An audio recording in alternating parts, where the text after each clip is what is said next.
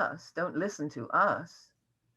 On your skin, stains of sun and dust of yellow buttercups. I'm talking to you, you staring through bars of high grass, shaking your little rattle. Oh, the soul. Is it enough only to look inward? Contempt for humanity is one thing, but why disdain the expansive field? Your gaze rising above the clear heads of the wild buttercups into what? Your poor idea of heaven, absence of change, better than earth? How would you know? You who are neither here nor there, standing in our midst. Good. I'm glad we had a little bit of time for that one. I really like, well, I like all of them. So. Well, it fits in well with Don's too, I think. Yes, I think so. Okay. And next we get Don Platt. So are you ready, Don? I am indeed. Good. Thank you. All right. Hey, everybody. It's so good to see everyone here and to hear the poems read aloud and to savor them. Marianne, it was great to hear All Hallows Eve read twice, I thought. And Wendy, I love the background. Okay, the Under a Wave off Kanagawa Hokusai. That's really just a lovely background. And Dan, your beard is tremendous. I love it. It's just great. I love beards. They're wonderful. Okay, hey, you know, if I were a critic, which I'm not, and if I were to write about the wild iris, that amazing book of poems by Louise Glick, which I do not imagine myself having the time to do in this my one limited lifetime, I think that I would like to talk about two poems, the title poem and another poem called Presque Isle. They are, I believe, deeply aware of two similar poems by the American modernist William Carlos Williams. They take his locus, his tropes, and manipulate them for sonorities very different from those that Williams is able to sound. Though some might be shocked by this sacrilege, I prefer Glick's renditions. Where Williams's poems are single focused and occupy one moment, though beautifully vibrant and enthusiastic, Glick's are complicated, mournful, and exist in the perception always of the interlayering of memory and many moments in past and present time. Glick, if you will, is the Proust of American poetry. What I'd like to do, therefore, is to read what I call companion pieces. I'll read a poem. I'm going to do two sets here. I'll read a poem by Williams first, and then Glick's poem that I think, uses Williams's poem as a springboard, if you will. And I'm not going to do this with any commentary at all. I hope you can catch maybe in the air some of the things, some of the commonalities, but also the great differences between these two wonderful poets.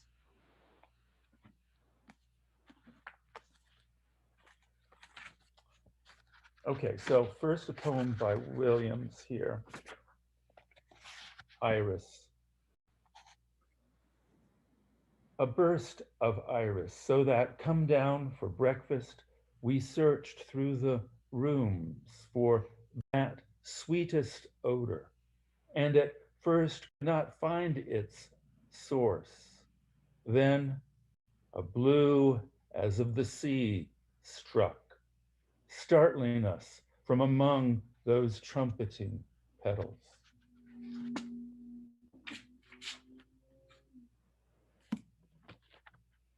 And here's Glick. She is speaking in the persona of the wild iris. The poem is called The Wild Iris. At the end of my suffering, there was a door. Hear me out. That which you call death, I remember.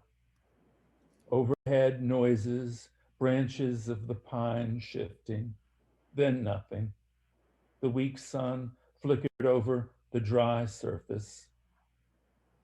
It is terrible to survive as consciousness buried in the dark earth. Then it was over, that which you fear, being a soul and unable to speak, ending abruptly, the stiff earth bending a little. And what I took to be birds darting in low shrubs. You who do not remember passage from the other world, I tell you, I could speak again. Whatever returns from oblivion returns to find a voice. From the center of my life came a great fountain, deep blue, shadows on azure seawater.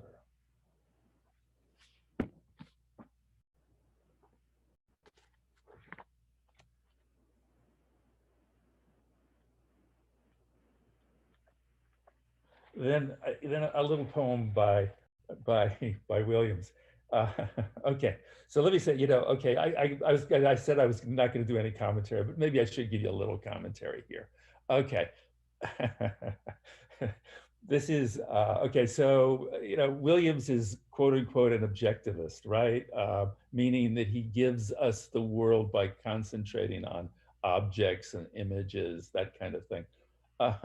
This poem, I believe, I don't think I'm wrong about this, is the poet kind of, I'm going to be graphic here, anticipating having sex and looking at the room in which said sexual act might happen, okay? Nantucket, and that's a little island off the coast of New England. Vacation spot, honeymoon spot, Nantucket. Flowers through the window, lavender and yellow, changed by white curtains, smell of cleanliness, sunshine of late afternoon. On the glass tray, a glass pitcher, the tumbler turned down, by which a key is lying, and the immaculate white bed. Very male version.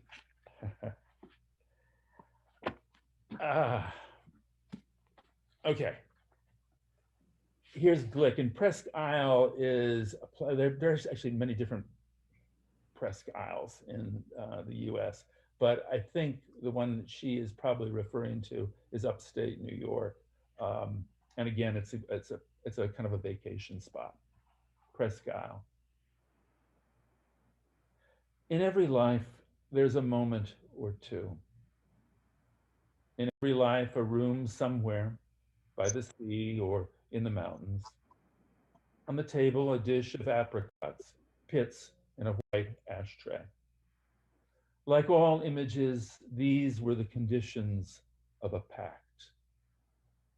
On your cheek, tremor of sunlight, my finger pressing your lips. The walls blue-white, paint from the low bureau flaking a little.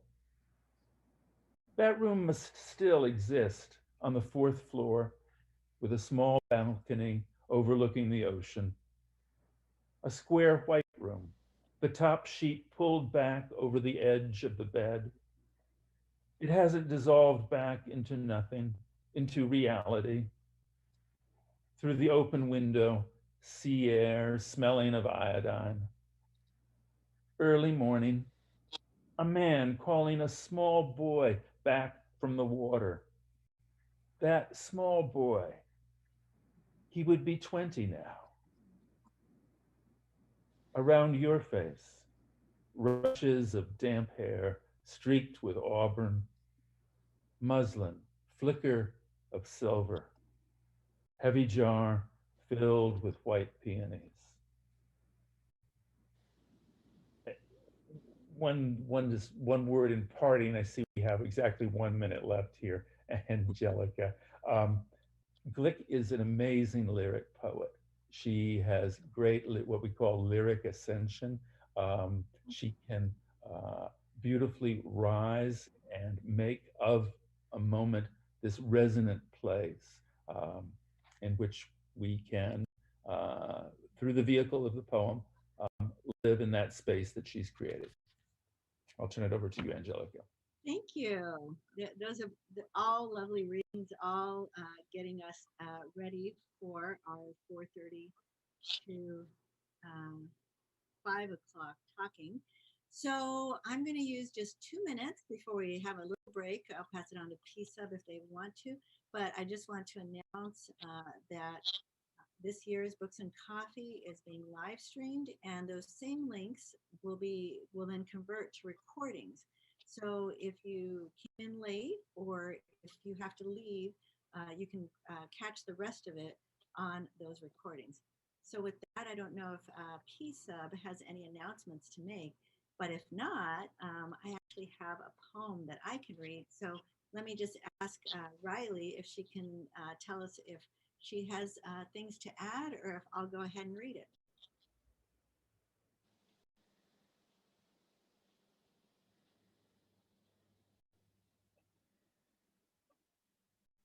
Okay, I just want to mention again the URLs that are going to be in the chat.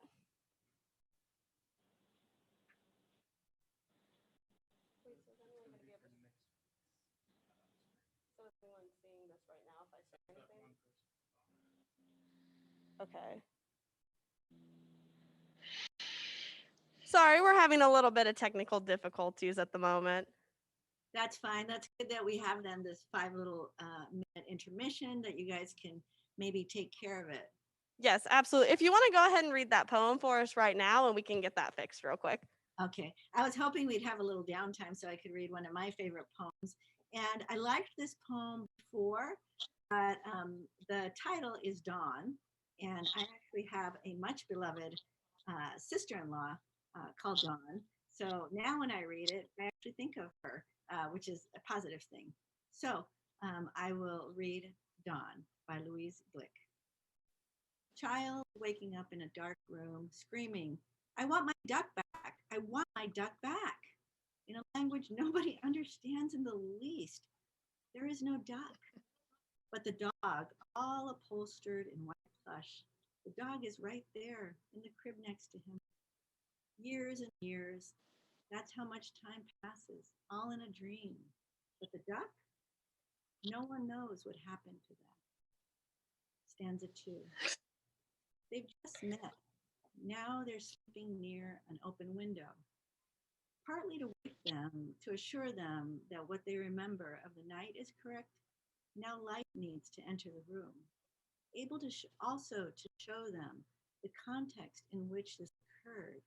Socks half hidden under the dirty mat, quilt decorated with green leaves, the sunlight specifying these but not other objects, setting boundaries, sure of itself, not arbitrary, lingering, describing each thing in detail, fastidious, like a composition in English, even a little blood on the sheets. Stanza 3. Afterward, they separate for the day. Even later, at a desk in the market, the manager, not satisfied with the figures he's given, the berries moldy under the topmost layer, so that one withdraws from the world, even as one continues to take action in it. You get home, that's when you notice the mold. Too late, in other words, as though the sun blinded you for a moment. Okay, that was my addition to it all. Riley, you ready for us?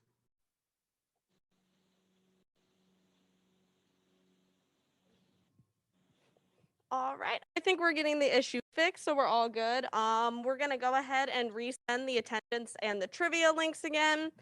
So just make sure you fill out those, make sure we know you were here, and enter for a chance to win a copy of today's book. I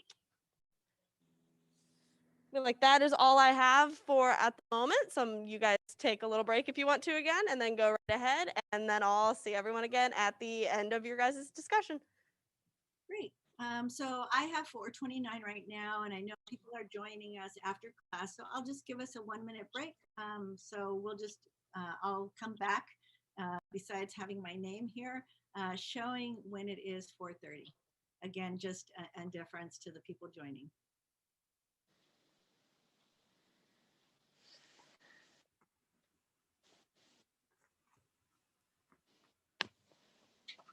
That was fast. My clock says it's 4:30. So with that, hi, I'm Angelica Duran, professor of English, comparative literature, and religious studies at Purdue University.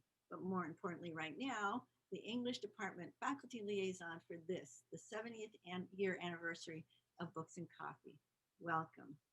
Books and Coffee features one book for each of the 4 Thursdays in February. For the first 2 weeks, we featured young adult fantasy fiction novels. First, Mortal Sight by Sandra Fernandez Rhodes, then Spinning Silver by Naomi Novik. You can access the recordings of those first 2 weeks on the English department webpage, as well as through PC. And if you are still hankering for some more young adult fiction, please go to the Purdue Black Cultural Center's webpage to find out more about the virtual community reading group meeting focused on N.K. Jemison's How Long Till Black Future Month on February 25th that they organized in collaboration with the West Lafayette Public Library. For now, let's turn to not young adult fiction. From 4 to 4:30 p.m., we were treated to hearing readings, selections from books by the featured poet Louise Glick. For the remainder of this half hour, we will be treated to hearing from a group of her fans, who I have the privilege of calling my colleagues. I will briefly introduce our 4 speakers right before they speak. First up is Marian Baruch, whose status as Professor Emerita starting in 2019 allowed her to go vogue in Australia as a senior Fulbright research scholar. She alchemizes her experiences there in her 11th book of poetry due out in October 2021, Bestiary Dark. I now turn it over to Marian Baruch. Oh, hello again. So after all those wonderful readings, we're back to the start. And this early poem, published by Louise Glick in 1975, when she was 31 years old. I still have the original book, The House on Marshland, and I treasure it. A bit of personal backstory here. The 25-year-old poet then amazed and inspired me. A year later, having started an MFA at the University of Massachusetts at Amherst, I saw Glick read from it. Notoriously shy even then, she never once looked at us, skipped the usual patter between poems, as if she and we also were already long under a spell, mesmerized. She proved to me the power of poetry is to unlock secrets in what we actually see. If you have somehow held on to the images of 15 minutes ago out of her poem, All Hallows, those hills, oxen, barren fields, the toothed new moon, I hope they have kept you haunted, in motion, unfinished, thanks in part to the very active verb tense at play. The hills not dark, but they darken. The wife leaning, the seeds calling, the moon not risen, but in the act of rising. How effective the Glick ends at first stanza with the moon itself. After the grounded, meticulous details of field and road, our eyes look up to it, enabling a sense of expanse below to make distance. A sweep, an overview that readies us now for an equation, a wide-angled imagining to give meaning to this very real scene. Her statement arrives plainly, carried forward by the most ordinary verb to be. It is, after the deep silence of the stanza break. This is the barrenness of harvest or pestilence, Glick insists. The word pestilence has horrific significance to us now, of course, given our global pandemic. We get that. We do. Still, the way clarity is nuanced richly by mystery, two seemingly opposing general discoveries, the abundance of harvest against the devastating loss inherent in pestilence, do not cancel out each other, give us balance, if not hope exactly. A lot of lesser poets would stop here, as if All Hallows had, if All Hallows had been theirs, satisfied, the whole business concluded, frozen into proper categories. Here's the thing. This poem turns out to be far more than that. It is visionary, or not even prophecy. Did she know what was coming? I suspect not. That reminds me of Robert Frost admitting that among his greatest poems, Directive was the one he, quote, lost control of. How surprising it was. And he was famously a control freak, and how it still bewildered him. After, perhaps because of the many actual details in that first stanza of Glick's with its bound sheaves, its foil, a medicinal wildflower that lines our roads. There's that unsettling, strange vignette of the female figure leaning toward the world itself, hand extended, and the seeds distinct, bold, calling. And here we have only the second use of color in this stark and sepia-driven poem. It's stillness, a movement out of time, where the most profound poems live and breathe. Can you hear it? Her ache, her reach, the seeds themselves calling. Again, this sort of verb form that puts us in a kind of eternal present. Once I was told by a linguist that italics have always had a certain power, a curious power.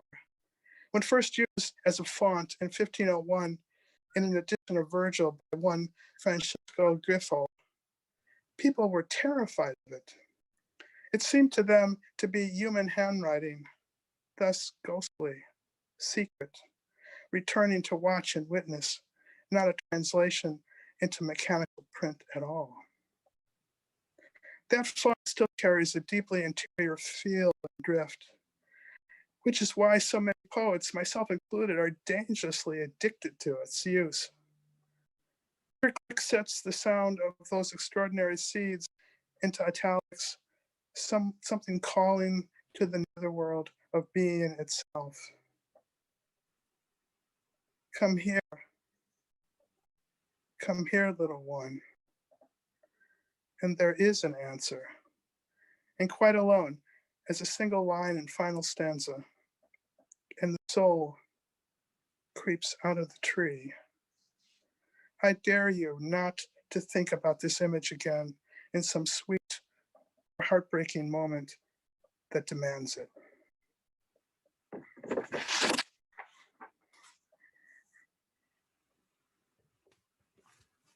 Great. Thank you so much for giving us lots of food for thought.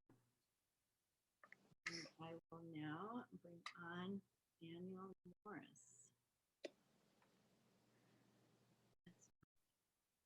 Hello. So thanks to Marianne for that. We now turn to Professor Daniel Morris, who in 2006 published a book study called The Poetry of Louise Glick. I've read the book and I recommend it to you all. For now, though, we get to hear from his thoughts on The Triumph of Achilles, first published in 1985. I now turn over entirely to Daniel. Hey, thanks a lot. Yeah, I timed this out. I hope this doesn't go more than 5 minutes. I think it should take less than 5. Thanks to Marianne, incredible close reading. Me being not the poet, but literary critic, I kind of do a little bit more wide angle lens and kind of place Glick's poem in historical context and talk a little about imaginative empathy. So here I go. The Triumph of Achilles is an occasion to showcase poetry as an act of imaginative empathy, a way of relating to others that we in the liberal arts emphasize.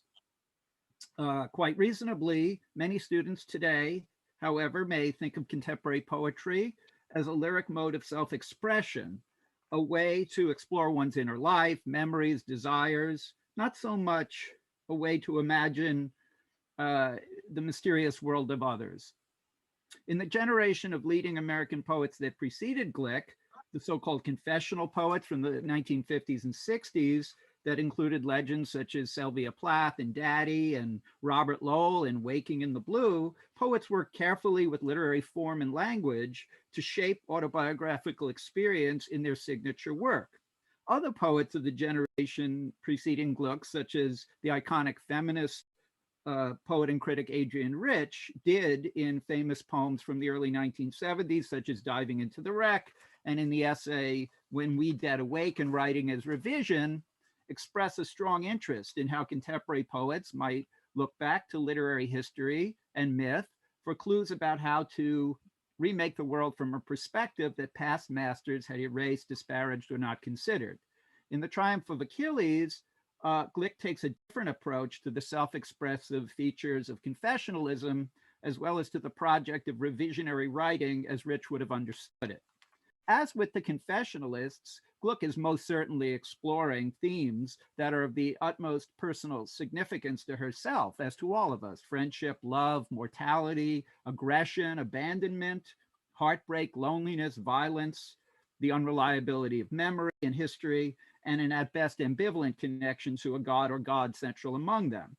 But what makes me think of Gluck in terms of imaginative empathy is that while The Triumph of Achilles feels rawly emotional in its interrogation of the dignity of human feeling in the face of mortality, she is quite obviously exploring her own complex emotional life through a lens, a mask, a scene that could hardly be more distinctly other to the quotidian experience of the author's biographical life in late 20th century America. Rather than writing a revision of the past by resisting its impact on her emotional life, Gluck revises Homer in a way that does the opposite of resistance. She accepts and integrates the meaning of the literary past on her own terms of lyric intimacy. Gluck, I am saying, writes with Homer, not against Homer. And here I'm connecting Gluck's relation to Homer to what the University of Virginia literary scholar Rita Felsky describes in her 2015 study, The Limits of Critique, as a post-critical reading strategy that differs from reading through the lens of a hermeneutics of suspicion that has dominated literary criticism for many decades. Gluck's poem models acts of empathic reading by imaginatively entering into the life of the other to the point that we truly believe that two ancient male warrior heroes that Homer wrote about in 720 BC can become for Glick an exquisite dimension of her usable past circa 1985. Whereas the confessionalist Lowell authored a late poem called Reading Myself in 1973, Gluck in Triumph of Achilles writes a poem that could have been subtitled Reading About Myself and About Others by Reading About Others. Here, after all, is an upper middle class Jewish woman born in the New York area in the 1940s and who has on the surface lived a quite comfortable, if psychologically distressed and interpersonally challenged domestic life as a teacher and poet in New England, writing about ancient Greek male warrior king who was half human, half divine, and who, to state the obvious, did not treat women with the respect, dignity, humanity, and freedom that Gluck accords to Achilles. It is, in fact, Achilles' understanding of women as exchangeable war prizes that leads Achilles to withdraw from the battlefield when Agamemnon exchanges his Trojan concubine Chryseis with Achilles' wife, the Trojan princess Briseis, which then leads to the fatal compromise decision for Patroclus to wear Achilles' famous armor and enter what proved to be the fatal battle against Hector and the Trojans. Last paragraph. When Glick expresses empathetic identification with her inner child and with the factual realm of what happened in her life, rather than reaching out into the realm of otherness through literature and myth, as she does in The Triumph of Achilles, she fumbles.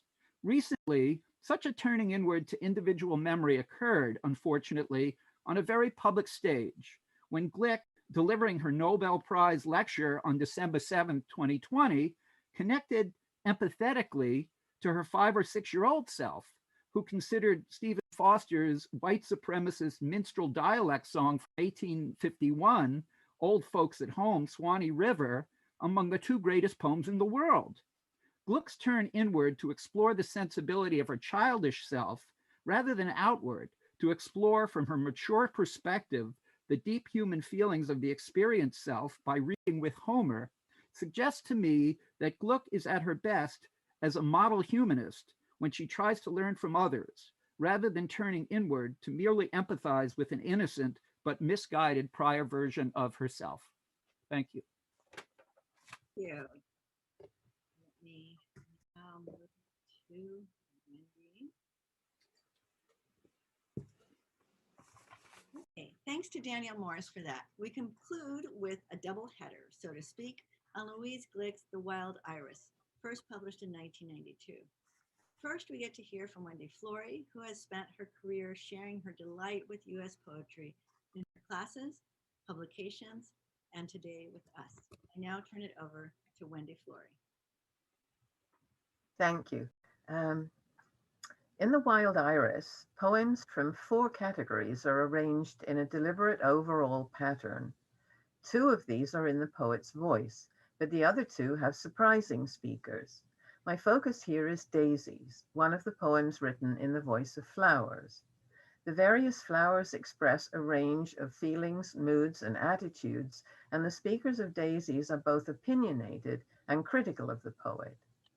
Using this strategy, Glick addresses some real personal misgivings, but in a way that is also ironic and even amusing. Glick's poems come from strong feelings and deep reflection, so that while they are often simple in form, they are complex in the many significances and shades of meaning that they generate. She can't just sit down and write at will. She has gone for quite long periods when the poems won't come. She speaks of carrying around in her head a line or 2 lines that she wants to develop into a poem, but about which she says, I can find no house for them. This is the distressing situation that she calls the feeling of tragic falling off of original potential. She has very real fear at these times that she will not be able to write poetry again. During the 2 years leading up to her writing of The Wild Iris, she was in this creatively blocked state and spent a lot of time gardening, listening to opera, especially Mozart's Don Giovanni, and reading flower catalogs.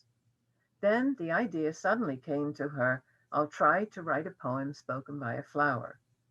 Within 2 days, she'd written 1 poem and then another, and recalls the great relief with which she realized, I know what I'm doing. In Daisies, Glick not only gives the flowers voices, but has the flowers put the poet's thoughts into words for her. They challenge her to, quote, say frankly what any fool could read in your face. They also tell her what her misgivings are. She's creating a garden of verses, some of which are named for flowers and spoken by them, and, as the Daisies point out to her, she is afraid that readers won't take her seriously if she writes this kind of poetry. Isn't the language of flowers an old-fashioned idea? The convention that, as Shakespeare's Ophelia says, rosemary stands for remembrance, and pansies for thoughts, and rue for sorrow. She is thinking, the Daisies say, that this garden of verses is, quote, not the real world. It is not modern enough. They are accusing her of wanting to show off her intellect, her mind's shining, in a way of which the flowers do not approve. They criticize her for wanting to shine, quote, as machines shine, that is, superficially, with a shiny surface, and, quote, not grow deep, as, for example, roots. How can writing about flowers give the poet scope to impress her readers? How can her mind shine in a poem whose subject is the sound a wind makes, stirring a meadow of daisies? Sorry. The Daisies have no sympathy for her. They condescend to her and insinuate how little self-awareness she has. It is very touching, they say, to see you cautiously approaching the meadow's border in early morning when, so she thinks, no one could possibly be watching. The poet standing nervously at the edge of the field is a version of Glick herself, hesitating to go ahead with the flower poems. Quote, the longer you stand at the edge, the more nervous you seem, the flowers say.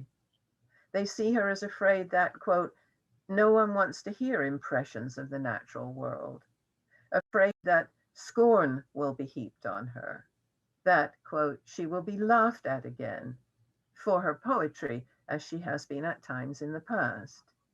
The daisies play into her doubts about what people may think of her if she were to tell anyone what she heard these flowers say to her. In this day and age, won't she look foolish for writing about flowers that speak, especially when the flowers have such a low opinion of her? The daisy's criticisms of the poet as wanting to show off, of having good cold feet about her project, and of being afraid of criticism are presented as though they have an element of truth. And we recall that these criticisms of her all actually come from Glick herself. We get one impression of the poet from seeing her from the flower's point of view, but a very different one when we consider how willing she is, in service to the poem, to present herself from an unflattering perspective. The fears that Glick may have had in the early stages of her project turned out, of course, to be unfounded. She need not have been worried about being laughed at again, or needing to think twice about sharing with others what she has heard the daisies say.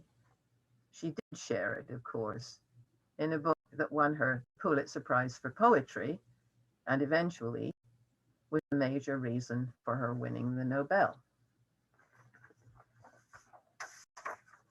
Great, thank you so much for that. And then we get to with John Platt.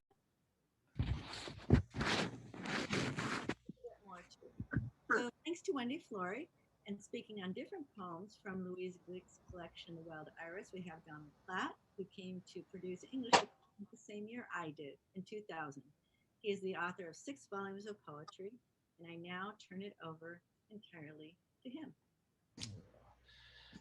Thank you, Angelica, and thanks to all 3 of my colleagues for those nuanced responses to Glick's poems. So I too, as Wendy, am chosen a poem from The Wild Iris. And again, this is a poem in the voice of a flower. I'm going to read it. The Gold Lily. As I perceive I am dying now, and know I will not speak again, will not survive the earth, be summoned out of it again, not a flower yet, a spine only, raw dirt catching my ribs. I call you, Father and Master. All around my companions are failing, thinking you do not see. How can they know you see unless you save us? In the summer twilight, are you close enough to hear your child's terror?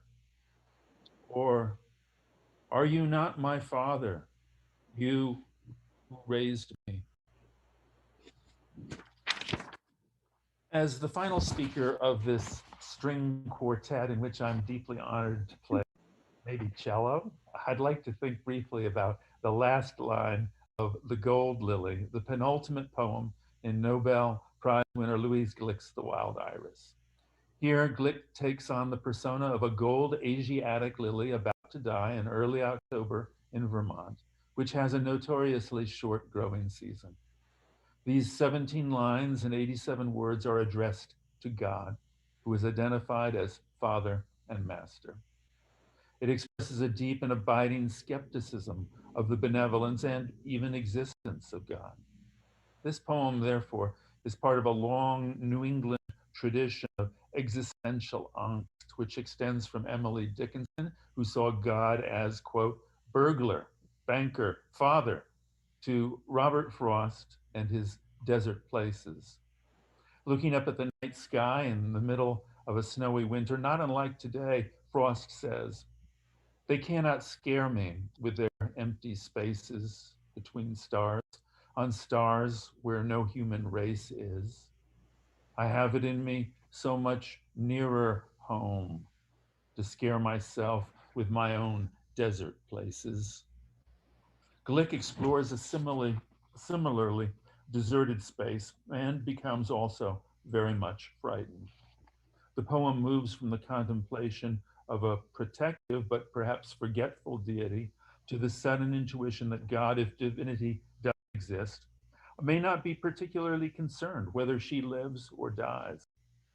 To understand and grasp the rhetoric of the poem's last line, I think it useful to talk about lilies and the practice of overwintering. In an online blog, the certified urban agriculturist Bonnie L. Grant describes the practice of overwintering. She writes that, quote, as a tender plant, it is a good idea to dig up and store your lily bulbs to ensure year after year beauty. Most lilies are hardy to United States Department of Agriculture Zone 8 with good mulching. However, bulbs left in the ground during winter freezes may not come back in spring and can even rot. Vermont, where Glick lived, gardened, and wrote The Wild Iris in the short space of the summer of 1991, and Aistos mirabilis is in the temperature zone 5A, where the mercury falls to minus 15 to 20 Fahrenheit. The good gardener in Vermont will therefore dig up her lily bulbs in the fall, store them safely in a dark and relatively warm space for the winter months, and then replant them in mid-May. The practice of overwintering underlies what is perhaps the most crucial word of the entire poem, that verb raise in the last line. The second half of the poem is composed of three questions that crescendo and implicate the poet more and more. First, the poet seems to speak for her companion flowers who are failing in health, they too are dying, and also in understanding, and think that God does not notice their plight. She would have God save all flowers as a sign that she, he, it, they does notice. Next, she wonders whether God is, quote, close enough to hear your child's terror. She moves from the third person rhetoric of this powerless and terrified child to finally the vulnerable self, the first person singular. In the face of her own lily mortality, Glick's third and closing question is a despairing cry. Or, are you not my father, you who raised me? Glick's last line takes full advantage of 5 of the multiple meanings of raise. In context, its primary meaning is one, to rear and nurture a child as a good parent does.